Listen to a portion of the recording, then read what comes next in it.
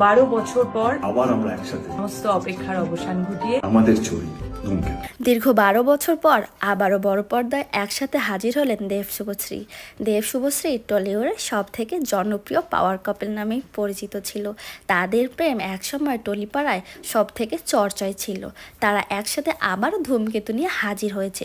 তাদের দুইজনই একসঙ্গে সুন্দরভাবে একটা পোস্টে বার্তা দিয়েছেন। তাদের 12 বছর পরে লাস্ট সিনেমা ধূমকেতু রিলিজ হবে 14ই আগস্ট। 14ই আগস্টে দেব শুভশ্রী একত্রিত হয়ে সুন্দরভাবে প্রচার করছেন।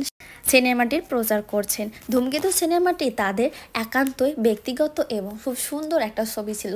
দেব নিজে এখানকার প্রডিউসার ছিলেন এবং দেব বলেছিলেন, আমি আমার সর্বোচ্চ দিয়ে এই ছবিটা বানানোর ট্রাই করেছি, কিন্তু দুর্ভাগ্যক্রমে 12 বছর থেকে তারা একসঙ্গে ছিলেন না এবং এই ছবিটা রিলিজ হয়নি। অবশেষে মুক্তি পেতে গেল ধূমকেতু।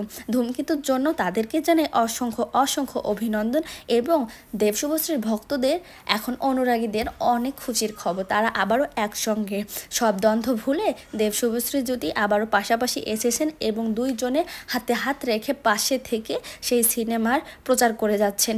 সবাই তো এখন মহা খুশি। সবাই দোয়া করবেন এবং বেশি বেশি করে দেব শুভশ্রী এই ধূমকেতু ছবি দেখবেন 14ই আগস্টে।